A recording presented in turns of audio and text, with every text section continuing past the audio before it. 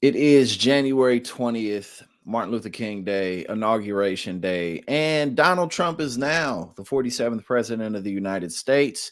He was sworn in today. He didn't do his rally. Well, he didn't do the inauguration outside.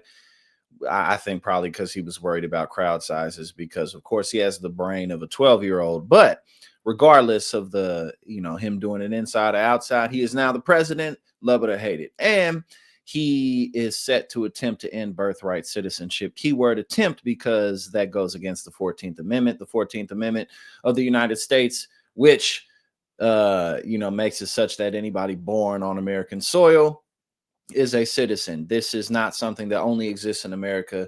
This exists in many countries around the world. There's a lot of propaganda about how um, and Trump has said stuff like America's the only country that does this, but that's not true. Now we're going to go over here before we go back to that article from the New York Post to Fox, reading a little bit about what officials say that he is set to do. So we got this here. President-elect Trump will sign an executive order ending birthright citizenship for children of illegal immigrants. Incoming White House officials said on Monday, one of a slew of border-related orders he will sign to overhaul U.S. immigration policy and border security. Officials told reporters in a press call that Trump will sign an order clarifying language in the 14th Amendment and stating that the federal government, quote, will not recognize automatic birthright citizenship for children of illegal aliens born in the United States. The 14th Amendment states, quote, all persons born or naturalized in the United States and subject to the jurisdiction thereof are citizens of the United States and the state wherein they reside. So again, he can't just sign an executive order and end birthright citizenship. That's not how that's going to go down. There's going to be a ton of court cases all throughout his presidency. There were last time.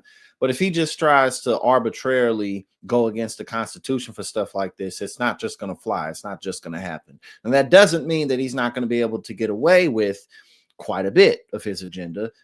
After all, the Supreme Court's on his side, and he has the majority in the House and the Senate at the moment.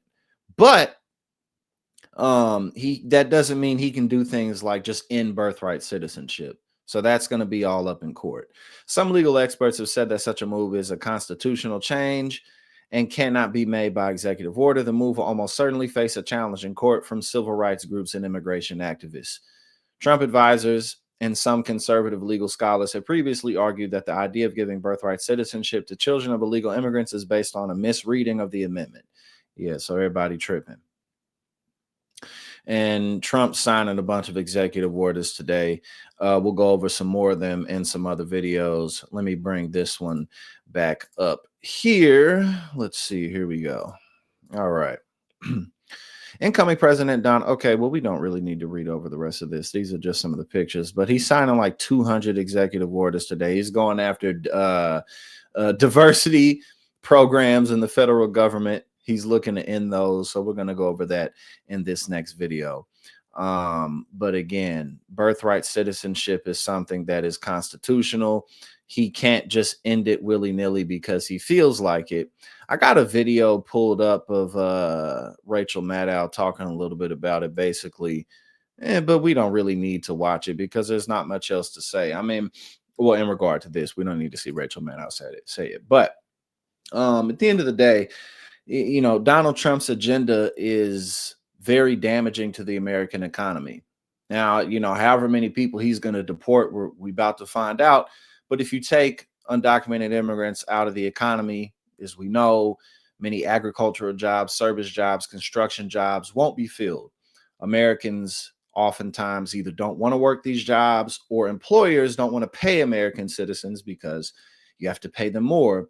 You have to treat them better than you treat an undocumented immigrant who doesn't really have any legal repercussions because they're undocumented. They can't go to the police for things, even the H-1B1 visas. Why people like Elon Musk are so in favor of stuff like that. On the one hand, yeah, we need the talent, but on the other hand, we have the talent here. It's just that when you're here on a work visa, you don't have as many freedoms. You don't have as much of an ability to fight back against mistreatment. And then also Donald Trump seems to be adamant about doing these tariffs. He seems to be fully on board and serious about bringing these forward. And if he does that, that's going to raise prices across the board because that's what tariffs do. But one of his executive orders on day one goes against the Constitution. It will be challenged in court, but it's plain to see that he is not joking about his agenda of mass deportation. Hey now, thank you so much for tuning in here at Politics and Paper. If you like what I do and you support my work, go ahead and subscribe. I greatly appreciate it and really helps to support what we do here.